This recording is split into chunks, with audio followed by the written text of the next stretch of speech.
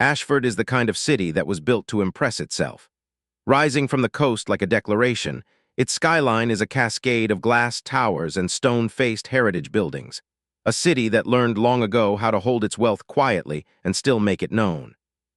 The light here in the morning comes off the bay in wide, silver sheets, and by the time it touches the upper floors of Callaway Hill, the most coveted residential district in Ashford, it has already been filtered through a dozen private estates, each one more deliberate than the last. The Pierce estate sits at the very top of Callaway Hill. It is not the largest home on the ridge, but it is the most intentional, a sprawling neoclassical manor with white stone columns, clipped hedgerows, and a gravel drive that curves up from iron gates in a wide, welcoming arc. Inside, everything is curated. Pale marble floors, artwork chosen not for sentiment but for meaning, bookshelves that are actually read. The kind of home that says, "We have been here a long time and we intend to stay." Logan Pierce stands at the tall window of his bedroom on the second floor, looking out over the garden below where the morning gardener is already at work. He's 24 years old, broad-shouldered with dark hair that sits slightly too long at the back of his neck, a quiet rebellion against the groomed perfection his mother has always preferred. His jaw is set. His eyes, a deep brown, are calm in the way that water is calm just before it moves. He is still in the clothes he wore last night, a charcoal linen shirt slightly crumpled, open at the collar. He has not slept. On the desk behind him sits a printed document, a draft marriage agreement between the Pierce and Finch families prepared by the family's attorneys. Logan has read it twice. He has not touched it since. The bedroom door opens. His mother, Diane Pierce, enters without knocking. She is 52, elegant in the way that takes daily effort and makes it look effortless, her hair silver blonde, swept back, wearing a cream silk blouse and trousers pressed to a knife edge. She carries 2 cups of coffee. She sets one on the corner of his desk. She does not look at the document. They both know it is there. "You're still awake," she says. Logan turns from the window. "I've been thinking." "I know you have." She sits in the small armchair by the window, crossing her ankles, wrapping both hands around her cup. "Your father wants to talk at breakfast." "I know what he wants to talk about." A pause. Diane looks at him with something between love and strategy. "Logan, the Finch family is not asking for anything unreasonable. Elena is a wonderful young woman. Your lives are already parallel, the same circles, the same schools, the same future." "That's exactly the problem," Logan says quietly. His voice is not raised. It never is. "Elena and I are not goods, we're people, and neither of us should be sold into a business arrangement and told to call it a marriage." Diane sets her cup down. She looks at her son for a long moment, and beneath the composure there is something almost like pride. Almost. "Your grandfather would say you're being romantic." "My grandfather is gone," Logan says. He picks up his coffee. "And I'm not." The Finch home is a different kind of wealth. Where the Pierce estate speaks in stone, the Finch residence speaks in glass, a modernist compound set back from a tree-lined boulevard, all clean angles and floor-to-ceiling windows. It was designed, as the family patriarch Gerard Finch once told an architecture journalist, to have nothing to hide. Elena Finch is seated at the kitchen island in a white cotton robe, her dark hair loose around her shoulders. She is 23, with high cheekbones and wide amber eyes that miss very little. She is reading, as she always is in the morning. Today it is a market research brief on sustainable packaging trends, annotated in her own hand in red pen. Elena annotates everything. It is how she thinks. Her father, Gerard Finch, stands at the espresso machine with his back to her. He is 55, lean, with graying temples and the kind of quiet authority that comes not from volume but from consistency. He has never shouted at Elena in her life. He has never needed to. Beside him, her mother, Caroline Finch, 52, is slicing fruit at the counter, unhurried, methodical, listening. "We've had word from the Pierces," Gerard says, setting Elena's espresso in front of her without ceremony. "They're going to press for a decision." Elena turns a page of her brief without looking up. "I know." "Elena." She looks up then, sets the red pen down, looks at her father with eyes that are quiet and clear. "Dad, I respect Logan Pierce, genuinely. He is intelligent and decent, and I have no doubt he will build something remarkable with his life." She pauses. "But I do not love him, and he does not love me, and I am not willing to spend 40 years inside a beautiful arrangement and call it a life." Caroline sets down her knife. She looks at her daughter for a moment that stretches long and tender.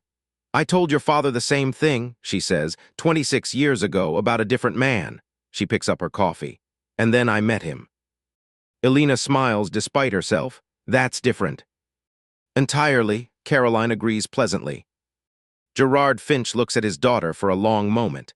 He sighs, not in defeat, but in the particular way of a man who already knows what is going to happen and is deciding how to hold it. What do you want to do? I want to go, Elena says simply. I want to leave Ashford for a year, not to run, to build, to earn something that is mine. She meets his eyes. And then come back and we can talk about everything, the business, the future, the families, but as adults who have lived something, not children being arranged. Another long silence. Outside, a starling lands on the glass terrace railing and tilts its head at them. Caroline watches it. Gerard watches Elena. Where would you go? He asks. The Pierce dining room table is long enough to seat 12, though only 3 people are seated at it this morning. Victor Pierce, Logan's father, sits at the head. He is 57, broad like his son, but where Logan carries his frame with ease, Victor carries his with intention, the deliberate physical presence of a man who built his empire room by room, deal by deal. His hair is steel gray, his reading glasses on the table beside him, untouched. He is not reading this morning. He is watching his son. Logan sits 3 chairs down, not at the foot of the table, not defiant, just not close. There's a quiet geometry to their relationship that has always expressed itself in seating. A plate of untouched eggs is in front of him. He is drinking coffee. Diane is between them, turned slightly toward Logan, which is how she has always positioned herself in this household, the bridge, the buffer, the translator. Victor speaks first. The Finches have been waiting 3 weeks for our answer. Then give them one, Logan says. Tell them the arrangement is off. Victor's eyes do not change. Logan, the joint venture between our companies represents 47 million in combined capital. Yes, I read the document. Logan sets down his cup. He looks at his father directly. Dad, I am not going to marry Elena Finch, and if you talk to her for 5 minutes, actually talk to her, you'd know she doesn't want to marry me either. We've said this. We keep saying it. His voice is measured, not unkind. What I'm asking you to hear is that we're not refusing because we're naive or ungrateful. We're refusing because we have dignity. And so does she. The word lands in the room like a stone into still water. Victor is quiet. He looks at his son. Something shifts in his face, barely perceptible, but Diane sees it. She always sees it. What do you propose instead? Victor says at last. Logan has already thought about this. He sets both hands flat on the table, composing himself, not performing. 1 year, Elena and I, together as agreed, looking after each other, leave Ashford, go somewhere new, work somewhere real, prove to ourselves and to you that we can build something independently. He pauses. After that year, I'll come back to this table. And whatever decision I make about the business, about the future, I'll make it as someone who's earned the right to make it. Victor looks at him for a very long time. Then he looks at Diane. She gives him nothing, which is a kind of answer. Together, Victor says finally, you and the Finch girl together at work, near each other, taking care of each other. Yes. And after the year, whatever you decide, we support. Yes. Victor picks up his reading glasses, sets them on his nose, and looks at the newspaper folded beside his plate. Fine, he turns a page, but I want monthly updates. Logan exhales, quietly, almost invisibly. He picks up his fork. Deal. Meridian is a city that does not apologize for itself. 6 hours south of Ashford by train, it sits at the mouth of a river delta, a former industrial port turned creative and commercial powerhouse. The streets here are narrower, the buildings taller. The air smells faintly of coffee and sea salt and the particular electric humidity of a city that never fully stops. Cranes still stand at the edge of the old docklands, but now they frame art installations. Warehouses have been converted into studios and incubators and restaurants where the lights are always low and the music is always right.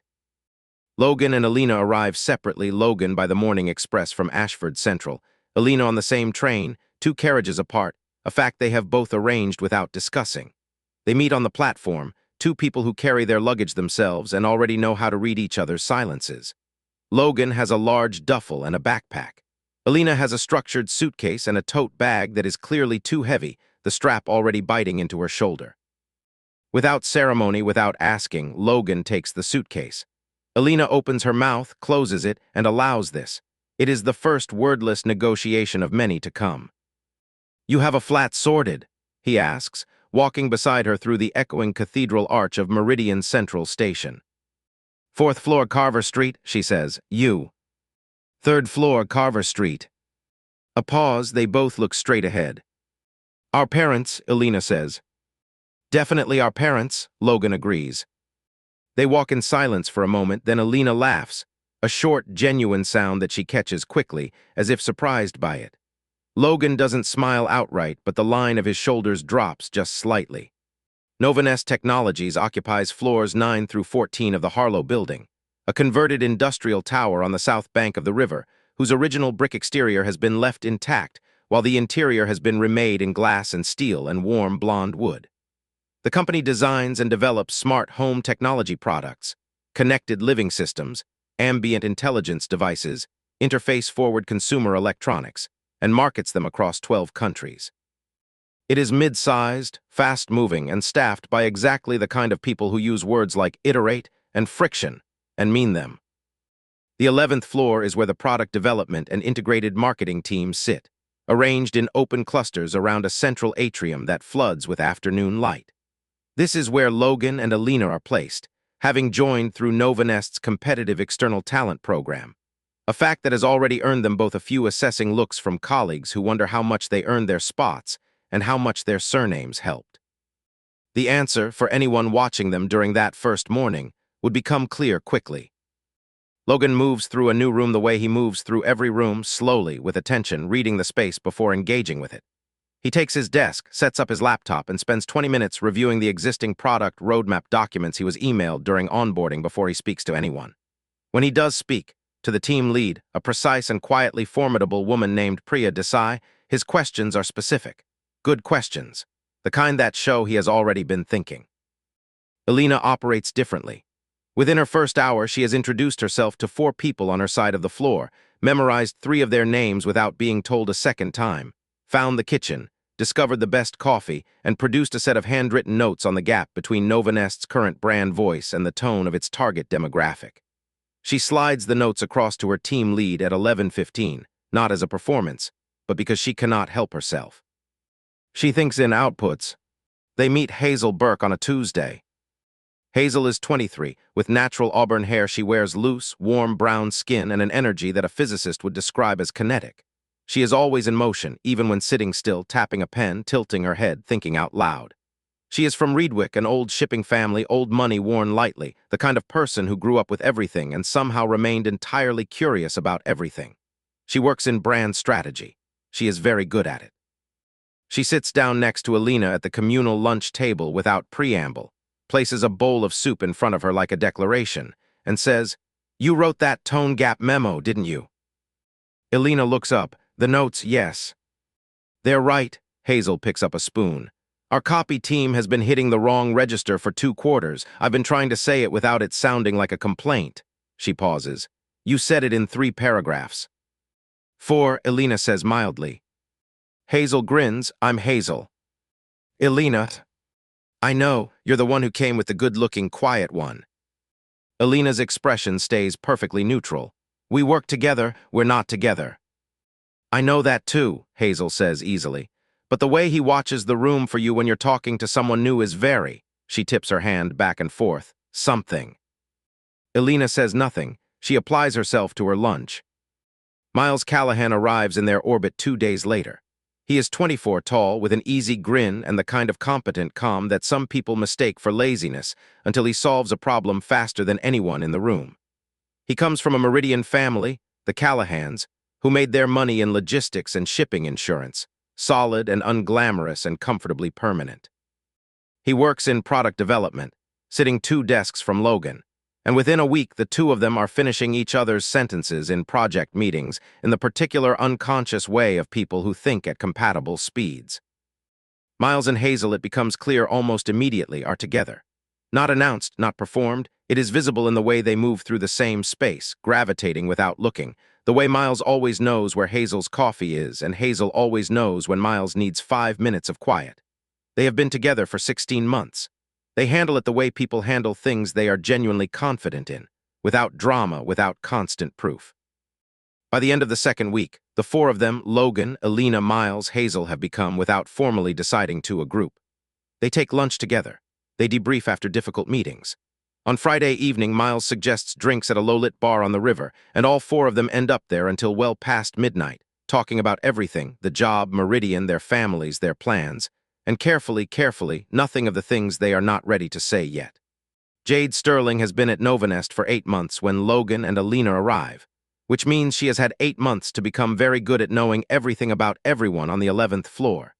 She is 23, with sharp features and dark eyes that process rooms the way a chess player processes boards quickly, always 3 moves ahead.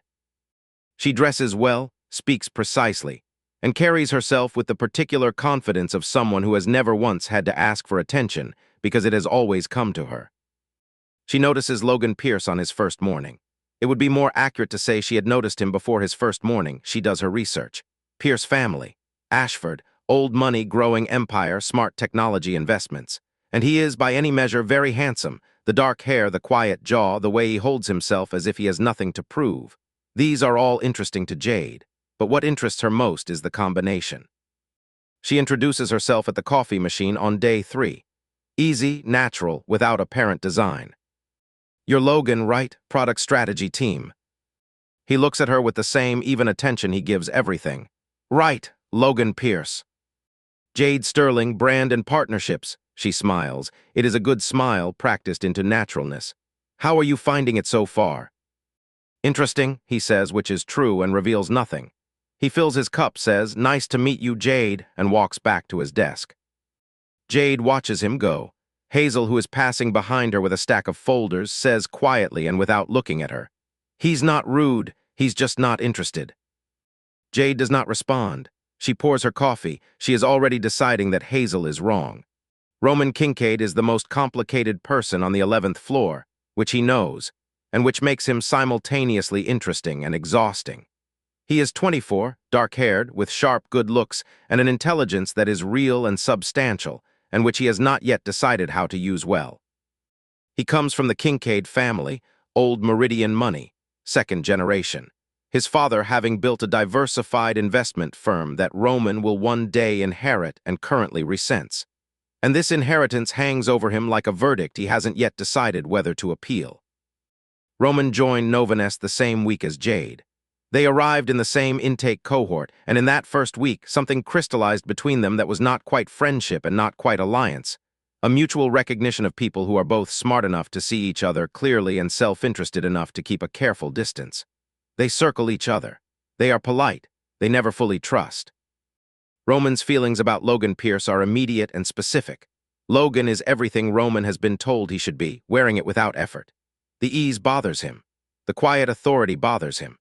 The way Miles and Logan fell into easy professional shorthand within 2 weeks bothers him, because Roman has been trying to make Miles Callahan his ally for months, and Miles remains, with perfect and inoffensive consistency, simply pleasant and nothing more. What Roman does not yet understand about himself, what Stella Maris already sees, is that his resentment is not really about Logan Pierce. It is about his father, and the inheritance, and the weight of being told who you are before you have a chance to find out. Logan is just the nearest convenient shape for a much older frustration. Stella Maris is the one people underestimate, which is the most useful thing about her. She is 23, quiet in the way that is not shyness but stillness. There is a difference, and most people do not notice it. She has warm olive skin, dark eyes that are patient in the way of someone who grew up listening before she spoke, and a habit of being in the right place at the right time to see exactly the thing that no one else sees. She works in product quality and compliance, a role that requires precision and discretion, and she is very good at both.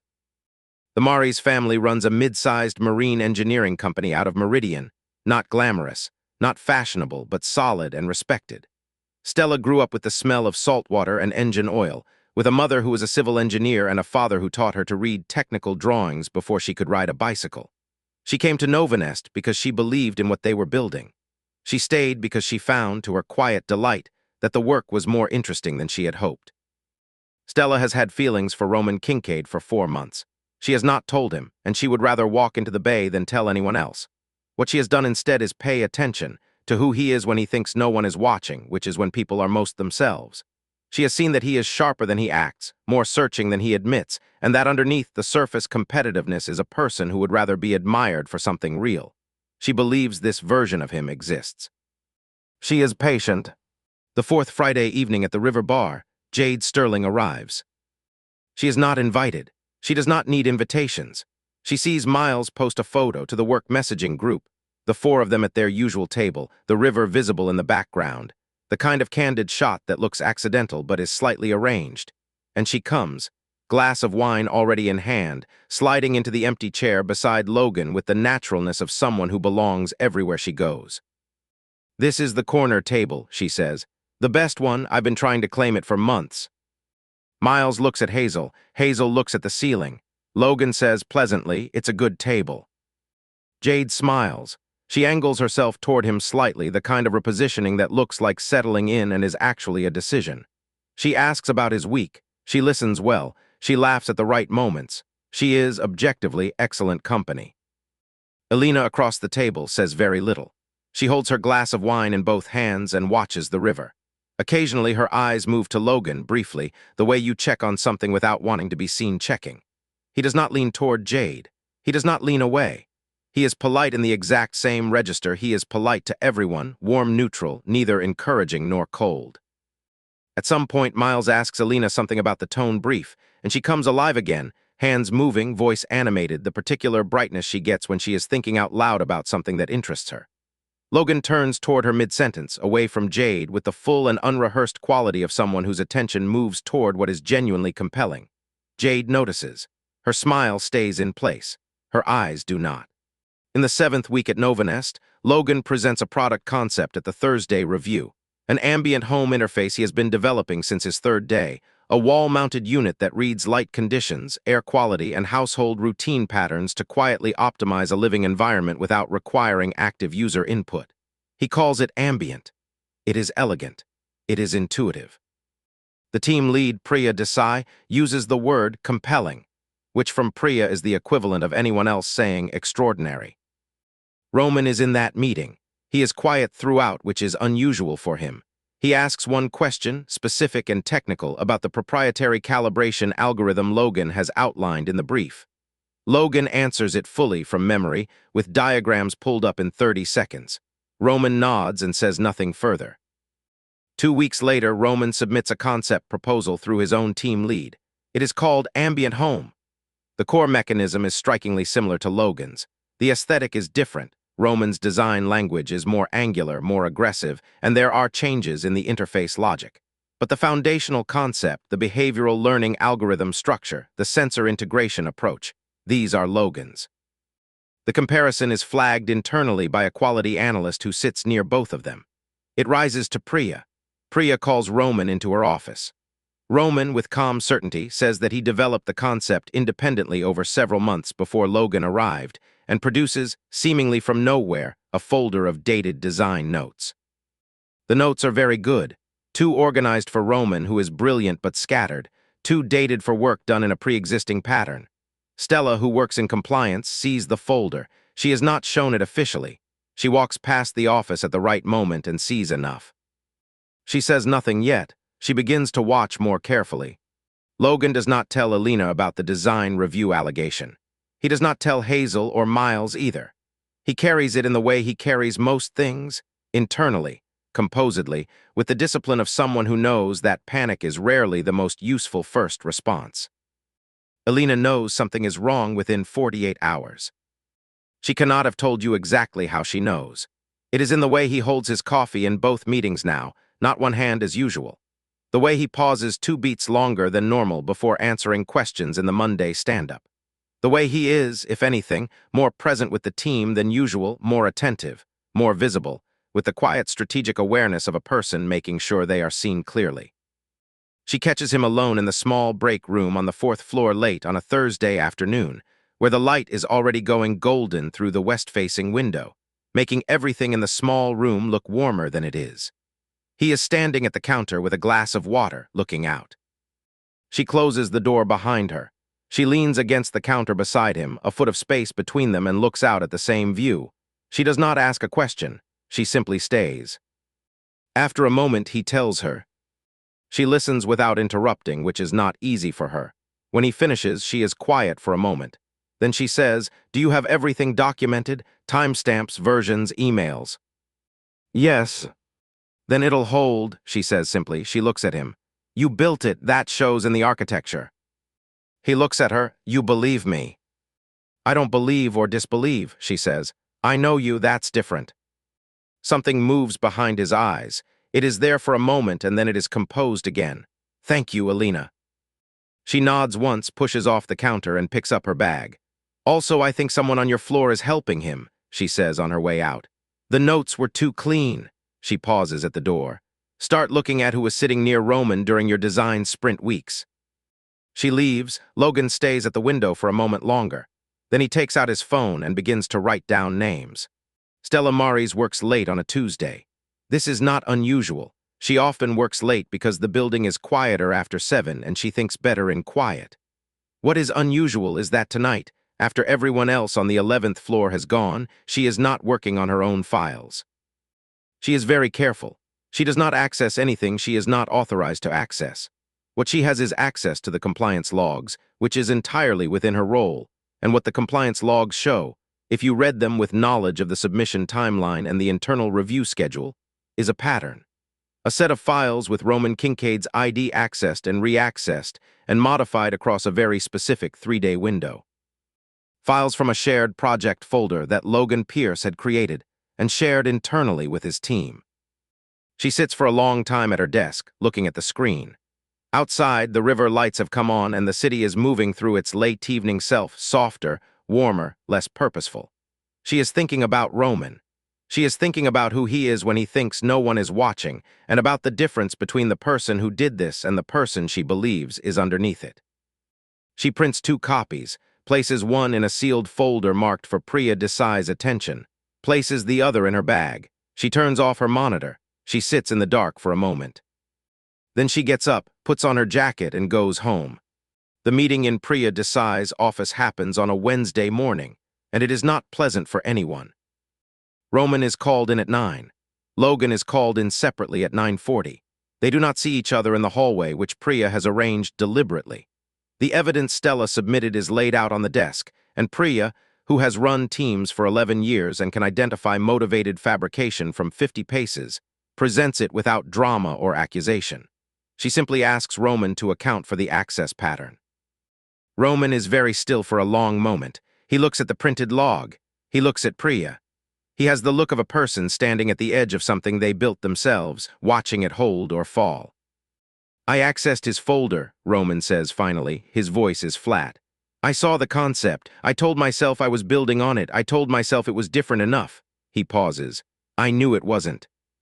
Priya looks at him with the particular patience of someone who has made her decision and is giving him space to arrive at himself.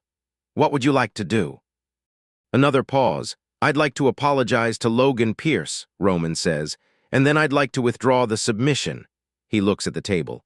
And I'd like to not be fired, though I understand if that's what happens. It is not what happens. Roman receives a formal written discipline. He is removed from the concept track for 1 quarter. He keeps his position. Priya, whose judgment in these matters has always leaned toward rehabilitation over severance, watches him walk out of her office and notes that he is walking differently. Less performance, more weight. Sometimes that is a good sign. Roman finds Stella in the corridor outside the compliance office at 11:30. He looks like a man who has been hollowed out and is deciding what to put back. He stops when he sees her. She stops too. It was you, he says, not an accusation, a fact. Yes. He is quiet for a moment. Why? Stella considers this with the same careful patience she gives everything. Because you were about to do something that would have followed you for the rest of your career, and I didn't think it was really you. He looks at her for a long time. Something in his expression is raw and unsettled, the look of a person who has been seen more clearly than they expected to be seen and is not sure how to feel about it. You don't know me that well, he says. No, she agrees easily. But I know the difference between someone who is comfortable with what they've done and someone who isn't, and you weren't. He holds her gaze. The corridor is empty, the fluorescent lights making everything very precise. Thank you, he says. It comes out differently than he intends, less formal, more actual. You're welcome, Stella says. And then, because she has always been better at exits than entrances, she turns and walks back to her desk. Roman watches her go. He stays in the corridor for another minute, hands in his pockets, looking at the floor. Then he goes and apologizes to Logan Pierce. Novanest hosts its quarterly internal showcase on the rooftop of the Harlow building on a warm Thursday evening in late summer. The city is visible in every direction from up here, the river a dark ribbon far below, the bridge lights reflecting in it, the skyline of Meridian glittering and busy, a city that still has something to prove. Strings of warm bulbs are strung across the terrace, and small fires burn in iron basins at each corner. There is good food and better wine, and the particular loosened atmosphere of a workplace after a successful quarter, where people remember they like each other. The showcase itself goes well. Logan's ambient concept has been cleared and reinstated to the roadmap, and seeing it presented again, properly this time with credit, he is very composed, but Miles, beside him, sees the quiet steadiness in it and understands what it cost him to hold that composure for 5 weeks. Elena gives a brand presentation that draws genuine applause. She speaks without notes, clearly and precisely, with the particular confidence of someone who is not performing authority, but simply has it. Hazel watches her with open pride.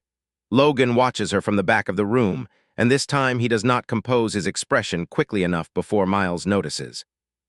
Miles says nothing. He hands Logan a glass of wine. They stand together for a moment. "You know," Miles says pleasantly, "I'm excellent at not asking questions." Logan takes the wine. "I appreciate that." An hour into the rooftop event, Jade Sterling has had 2 glasses of wine and made a decision. It has been building for weeks, the patient approach that yielded nothing, the professional proximity that Logan accepted without ever closing the distance, the Friday evenings at the bar where he turned toward Elena with the unconscious pull of a compass north. Jade is not accustomed to the particular experience of wanting something she cannot navigate toward, and she has begun to understand, with the cold clarity of someone who has finally accepted the evidence, that navigation is not going to work here. What happens in the next hour is reconstructed later from 3 separate accounts. Logan's glass is refilled at the bar by one of the catering staff, and he sets it down on a side table while speaking to a colleague. For approximately 2 minutes, the glass is unattended. Jade is near the side table. He does not notice the taste is different. The rooftop is loud, the wine has a particular profile, and the addition is subtle, a mild sedative, dissolved, tasteless. Jade knows what she is doing. She has been thinking about this for a week. The effect comes slowly, not dramatically, not visibly yet, but Logan begins to feel wrong. Not drunk, he knows what drunk feels like, and this is something else, something thicker and more interior, a softening behind his eyes. He sets down his glass. He finds Hazel at the edge of the terrace. "Something's wrong," he says quietly. He does not say it loudly. He says it to Hazel. Hazel looks at him immediately, with the directness of someone who does not need information repeated. "How wrong?" "I need to sit down." "I don't." He stops. The sentence doesn't complete the way it should. Hazel moves. She moves quickly and without drama, getting Miles' first quiet word, 2 seconds, and then finding Elena, who is across the terrace with a group of colleagues, and saying in a low, even tone, "Logan, now." Elena turns and looks at Logan across the terrace, and she is already moving. What happens next takes place in the quiet geometry of a rooftop, where the party continues 20 feet away while 4 people manage a crisis in a corner. Logan is seated on a low bench near the fire basin, Miles beside him, and he is awake and aware but clearly wrong, slower, thicker, a specific kind of impairment that is not alcohol. Hazel is already Googling the symptoms on her phone with one hand while holding his wrist for a pulse with the other. Elena kneels in front of him. She holds his face in both hands, no hesitation, no performance, and looks at his eyes, which are responding but unfocused. "Logan, look at me. What did you have?" "Just the wine," he says. "1 glass, I didn't finish it." "Which glass?" He indicates. Elena stands up and crosses to the side table. The glass is still there. She picks it up, smells it. She does not know chemistry, but she knows this doesn't smell right, something faint underneath the wine, something that shouldn't be there. She looks at the table, she looks at the bar, she looks at the rooftop. Her eyes find Jade Sterling, standing 50 feet away by the railing, watching. Something moves across Jade's expression when Elena looks at her. Not guilt exactly, more the look of a calculation gone wrong, and she turns away toward the view. Elena holds the glass. She is very still for a moment. She turns back to Logan and says, "Miles, can you stay with him? I need 5 minutes." What happens in those 5 minutes is brief and final. Elena approaches Jade at the railing, and she is very calm, the calmness of someone who has been angry before and knows what it looks like from the inside and has decided not to give it her face. She stands beside Jade and looks at the city. "I'm going to tell you what I know," Elena says quietly. "I'm going to tell you what I'm going to do with what I know, and then I'm going to go back to my friend." Jade says nothing. "Monday morning," Elena says. "I'm giving Priya this glass and what I observed tonight. What happens after that is between you and her." She pauses. "I'm not going to make a scene. I'm not going to explain to you everything that's wrong with what you did tonight because you already know." She turns and looks at Jade directly. "But if you go near him again, there will not be a Monday conversation. Do you understand me?" Jade meets her eyes. She says nothing, but she nods. Elena nods once. She picks up the glass, slides it into an evidence bag she has improvised from a clean food wrapper, and walks back to Logan. Logan is fine, a mild dose caught early out of his system by morning. He wakes in his own flat with Miles asleep on the couch and a glass of water and a note from Elena on the kitchen counter. "Handled. Doctor said you're clear. I'm at the office. Call me when you're up." Below that, in smaller writing, "You'd have done the same." He holds the note for a moment. He looks at the ceiling. He is thinking something that he has been circling for a long time now, and which he is not quite ready to name yet, but which is beginning to press against the edges of the composure he has built around it. Jade is summoned to Priya's office at 8 on Monday. She is gone from Novanest by noon. There is no scene, no announcement, no drama. She leaves quietly, which is the only way, and the gap she leaves on the 11th floor closes over like water. Roman Kincaid, without the architecture of his resentment, and without the company of Jade Sterling, is a different person than anyone on the 11th floor knew they were getting. He works differently with less performance, more focus. He is quieter in meetings and sharper when he speaks. He asks Logan, one Wednesday afternoon with a specific kind of effort in his jaw, if they can look at the ambient concept together, not to claim any part of it, but because he has been thinking about the thermal sensor calibration and has an idea that he would like to run by the person who built it, if Logan is willing. Logan is quiet for a moment, then he pulls up a chair. They work for an hour. Roman's idea is good, actually good.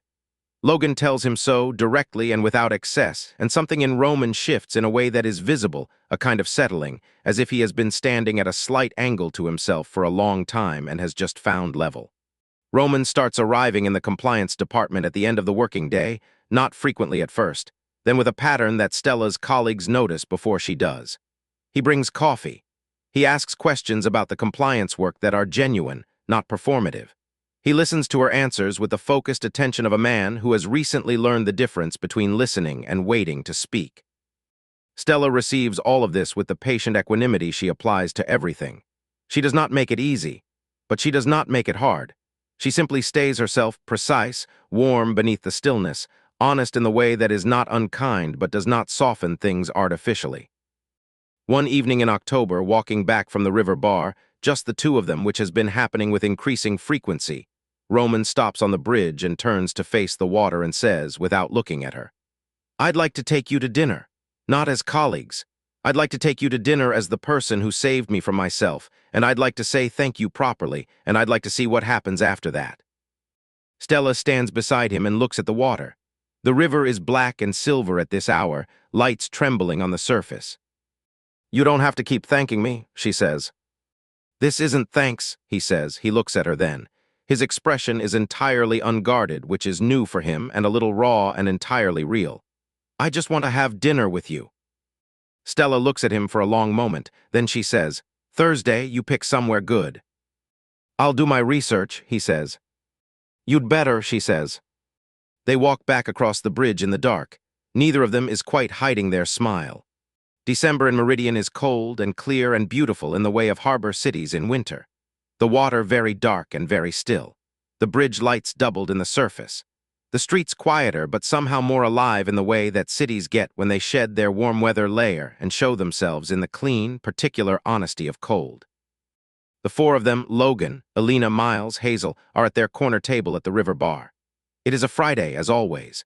The bar is warmer than the street, amber-lit, with the accumulated good feeling of 4 months of Friday evenings in the same place. They are dressed for it, Miles in a burgundy sweater, Hazel in a dark wrap dress that she will later describe as accidentally festive, Elena in the deep green that Logan has come to associate specifically with evenings she is comfortable. They are reviewing the year. It is not formal, it is not deliberate. It emerges the way things do at this table, from the general into the specific without a clear transition point. Miles says something about where they were 4 months ago and where they are now, and Hazel says that this time last year she was in a different city, a different job, a different version of herself, and that Meridian happened to her in the best way. And Logan says quietly that he thinks the same, and Elena looks at him briefly and then looks at her wine, and something in that brief look, something in the quality of it, makes Hazel meet Miles's eyes over the rim of her glass. After the bar, walking home along the river, Logan and Elena are briefly alone. Miles has taken a different route with Hazel, citing a detour that is entirely transparent and entirely kind. The river is on their left. The city is on their right. Their breath comes in the cold air. They walk for a while without speaking. They have always been comfortable in silence, which is one of the things that neither of them has admitted yet is a rare kind of easy. "One more month," Elena says at last. "One more month," Logan agrees. The year of the arrangement. January was the deadline their parents had set, the agreed return date, the formal end of the experiment. "Are you ready to go back?" she asks. He is quiet for a moment. They are walking past the stretch of the riverside where the old crane still stands, rusted and enormous, now strung with lights for the season. He looks at it. "I'm ready to go back," he says carefully. "I'm not sure I'm ready to go back to what I left." Elena slows, not stops. She never stops abruptly. She slows, the way she makes all transitions with a particular deliberateness. Logan slows beside her. She looks at the river. She is working out how to say something, which he can see, the way her jaw sets very slightly when she is measuring words, and he waits, because he has learned how to do that. "Logan," she says, "we never told them." He looks at her. "Miles, Hazel," she pauses, "about why we came here together, about the arrangement." "No. They don't know we were nearly married by our parents." "They don't." A pause, the river moves, the crane lights glow. "Does it bother you," he asks, "that they don't know?" Elena is quiet for a moment. "It bothers me," she says, "that the reason we're friends started with something neither of us chose." She pauses. "And it doesn't bother me at all anymore that the friendship itself is something I would choose, every time." He looks at her. The city light is on the planes of her face, and her expression is the most unguarded he has ever seen it, which is the word he keeps coming back to with her. Unguarded, the absence of armor, the quality of a person who has decided to be exactly who they are and is simply waiting to see what you do with it. "Elena," he says. "Don't," she says immediately, softly, not unkindly. "Not here, not yet." She looks at him. "Take me home, and then when we go back to Ashford, when we've had the time to..." She stops. She starts again. "I want to be sure." "I'm sure," he says. "I know," she says. "Let me be sure too." He nods. They walk. Their shoulders are very close. They return to Ashford on a cold January morning, on the same train, this time in the same carriage. No arrangement, no two-carriage gap. They sit beside each other for the 6-hour journey and work in companionable near silence. And once, when the train passes through the long tunnel before the coast and the carriage goes dark, Elena's hand finds his in the dark and holds it briefly. And when the light comes back, she is looking out the window and he is looking at her, and they are both, quietly, entirely certain. Victor Pierce is at the same head of the same table. Diane is in the same chair. Logan sits closer this time, 1 seat away from his father, which is not geography but is something. He tells them about the year, about Novanest, about the work, about the ambient concept and the design infringement and what he did with it, about the people he found, Miles, Hazel, Stella, and a corrected Roman. He tells it all as a story, plainly, without performance, and his parents listen with the quality of people who are hearing not just what happened, but what kind of person their son has become. When he finishes, Victor is quiet for a moment. "And Elena?" he asks. "Elena and I," Logan says carefully, "would like to start again, not from an arrangement, from here." Victor and Diane look at each other. The look lasts a moment and contains about 25 years. "That's what we hoped," Diane says. Victor says nothing. He picks up his coffee. The corner of his mouth moves. It is, from Victor Pierce, an unambiguous expression of joy. Elena tells her parents at the kitchen island, in the same white robe she was wearing 11 months ago, with the same red pen annotated brief. This one about Novanest's APAC expansion, which she has been consulting on informally, and is now being offered a formal role to lead. She tells them about Logan last, not first. She is not quite sure why she orders it this way, but Caroline notices and says nothing. When she finishes, Gerard Finch is quiet for a moment. Then he says, "Are you happy?" Elena looks at her father. The question lands squarely, cleanly, with the full weight of his love behind it. "Yes," she says, "I am." Gerard nods. He picks up his espresso. "Then I'll call Victor this evening, tell him the children sorted themselves out." "Don't call us children," Elena says. "You'll always be mine," Gerard says simply. Elena looks at her coffee for a moment. "Fine," she says. The Pierce garden in March has the quality of something that is still deciding whether to commit to spring. The hedgerows showing their first green, the early flowering trees along the south wall in bloom, the morning still cool but softening by midday. Tables are set on the terrace, and there is food, and there is wine, and there are the parents of 2 families who have spent 11 months being professionally patient, and are now, in the manner of people who have earned the right, extremely pleased with themselves. Miles Callahan arrives first with Hazel, who has already seen the garden once on a video call and said that she was going to absolutely take a photo for my mother, and who does exactly this within 90 seconds of walking through the gate. Miles shakes Logan's hand and then pulls him into a brief, genuine embrace. "I knew," he says in Logan's ear. "By week 3. "I know you knew," Logan says. "You were obvious," Miles says, stepping back with a grin. "I was not obvious." "You turned toward her every single time she spoke," Miles says. "In every meeting for 11 weeks. Logan looks at him. "Noted." Roman and Stella arrive together, which is itself a quiet announcement. Roman has his hand at the small of her back, and Stella is wearing a dress that is not her usual compliance office composure, and which Hazel, upon seeing her, immediately compliments with such genuine warmth that Stella, who does not usually know what to do with warmth that arrives quickly, smiles and says, "Thank you," without her usual careful meter. Roman and Logan shake hands. It is not a long handshake, and it does not need to be.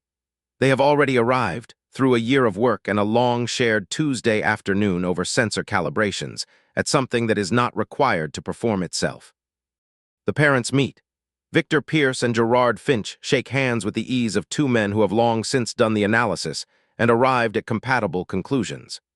Diane and Caroline discover, within about 15 minutes, that they have been meaning to have the same conversation about the Downtown Arts Funding Initiative for 6 months, and simply never had occasion. Stella's parents arrive, the Marises, warm and unpretentious and slightly overwhelmed by the Pierce garden, and the Callahans send flowers because Miles's mother has a standing policy of flowers before in-person meetings.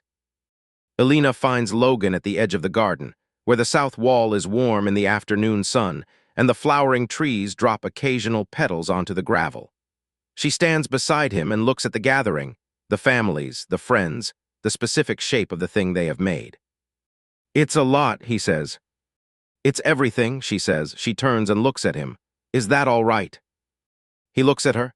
He reaches out and takes her hand, not briefly, not transitional, but settled and deliberate and entirely decided. "It's everything," he agrees. The afternoon opens around them. The garden fills with voices. The trees are in bloom. In the kitchen of the Pierce Manor, 4 houses of Ashford are together for the first time as something freely chosen rather than arranged. And the sound of it, the laughter, the conversation, the particular warmth of people who have earned each other, moves through the open garden doors and out into the clear March light. And 6 months later, on a bright October Saturday, Logan Pierce and Elena Finch are married in a small ceremony in the garden, with exactly the people they love, and none that they don't. Miles and Roman stand at the front. Hazel and Stella stand at Elena's side. The parents are in the first row, behaving impeccably and being extraordinarily proud. The service is brief, warm, and entirely their own. And when it is over and the light is going golden through the hedgerows, and the music is playing, and the tables are full, Logan leans close and says something in Elena's ear that makes her laugh. The full, unguarded laugh she usually catches before it completes. And she lets it go, and it rises into the evening. It is, by every measure, exactly what they chose.